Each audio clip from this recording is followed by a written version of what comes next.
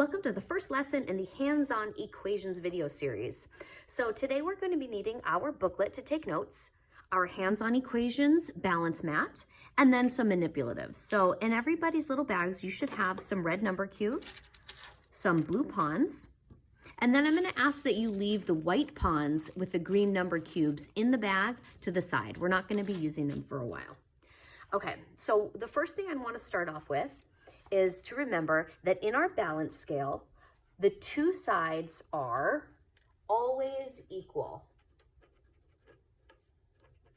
Because remember, we're talking about equations, not inequalities. So the balance scale is always in balance. The scale is in balance. All right, so this little guy is called a pawn. And the pawn stands for unknown amounts. The pawn represents a variable.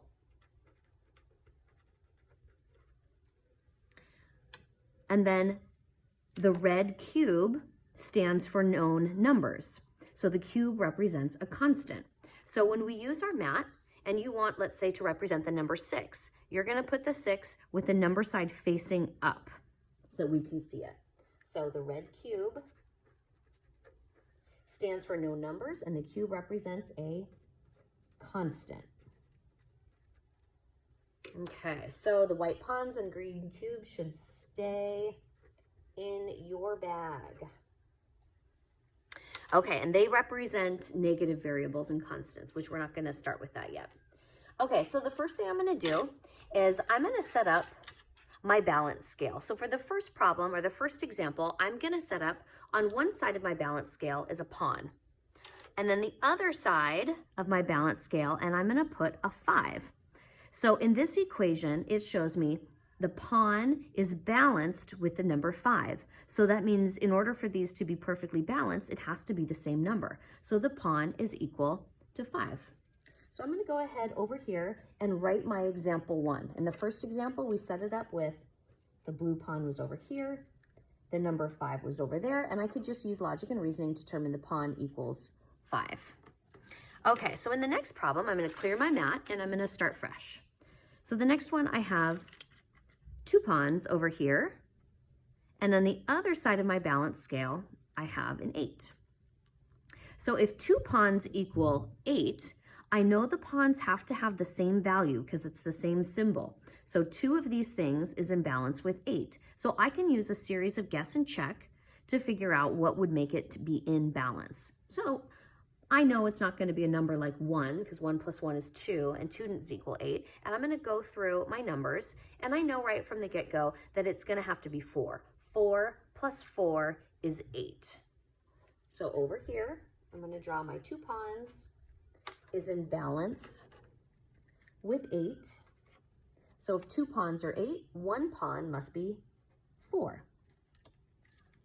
All right, let's do one that's a little harder. Okay, so the next setup I'm going to do is I'm going to do 2 pawns on this side with a number 2, and then an 8 with 1 more pawn. So everything on this side is perfectly balanced with everything on that side. So go ahead, and for my third example, go ahead and write my little notes here. Okay, so I can use now a series of guess and check to substitute those values in for my pawns to see if all of that equals that. So I'll start with 1. So if the pawn equals 1, that means 1 plus 1 is 2, plus 2 more is 4. And then 8 plus 1 is 9. So 4 does not equal 9. So I know the pawn can't be 1. So I can now substitute 2. So if the pawn is 2, 2, 4, 6, and then 8 plus 2 more, that's going to be 10. So 6 does not equal 10. So I know that that can't be it. So I'll try another one. I can try 3. 3 plus 3 is 6, plus 2 more is 8. Well, I already know that's going to be too low because I already have 8 here. 8 plus 3 more, that's 11. All right, let's try 4. 4 and 4 is 8, plus 2 more is 10. 8 and 4 is 12. Okay, I'm getting closer. What about 5? 5 and 5 is 10, plus 2 more is going to be 12. 8 and 5, that's going to be 13. Oh, I'm so close. Let's try another one. How about a 6? 6 plus 6 is 12, plus 2 more is 14. 8 plus 6 is 14. Aha, I think I found it. 14 on this side and then 14 on that side. So I can go back over here, finish up writing my example. And from my guess and check, I figured out the x equals 6. Now, just to be sure, I'm going to take the value of what I think the pawn is, and I'm going to substitute it back in. And I'm going to find out what this side is equal to and see if it balances with that. That lets me double check to make sure I didn't make a mistake somewhere along the way. So 6 plus 6 is 12, plus 2 more is 14. So this side, I'm going to put 14. And then the other side, 8 plus 6 is also 14. So that equals 14. So I'm going to write 14 equals 14. And that's true. So I'm going to write a little check mark. All right, let's clear our mat and do another one. All right, so for this one, let's get set up with 3 pawns on one side, and let's use a 9 number cube. Okay, so here we go. We'll draw our little example here in our notebook. Okay, so I'm now going to see, using the method of guess and check, what when I substitute it in for the value of the pawn will balance perfectly with the number 9. So we can start with, let's start with 1. 1 plus 1 plus 1 is 3, does not equal 9. Let's try 2. 2, 4, 6, does not equal 9. Let's try 3. 3, 6, 9 equals 9. We got it. So the pawn must equal 3. So we're going to put over here the x is a 3. And if I substitute that in, 3, 6, 9, I know on this side of my balance scale there's 9, and I can see on this side is 9, and those are equal. That's a true statement, so I can hit a check mark. All right, let's do the last example together.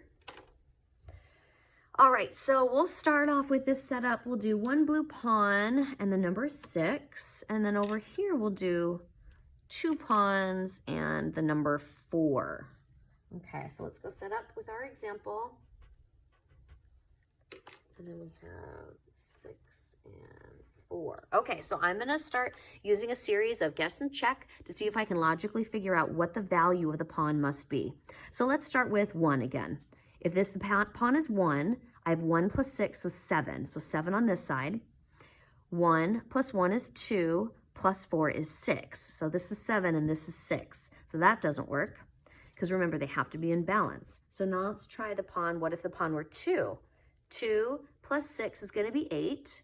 And now we have 2 plus 2 more is 4, plus 4 more is 8. All right, I think we found it. 8 on this side and 8 on that side. So I know the pawn is equal to 2. So x equals 2. And now I'm going to check it one more time. So if the pawn is 2, 2 plus 6 is 8. So I have 8 on that side. And then 2 plus 2 is 4, plus 4 more is 8. 8 on that side. 8 does equal 8. That's a true statement. So I'm going to check it off. And that's it for our shared lesson. The next thing you're going to do is you're going to take out your hands-on equations packet, and you're going to do the classwork that's for lesson 1. And you have the diagrams here, but I want you, for each one, you are going to set it up on your mat using your manipulatives. When you find out the value of the pawn, you're going to write your answer here, and then you're going to do the check where you're double checking your work. All right, that's it. Have fun.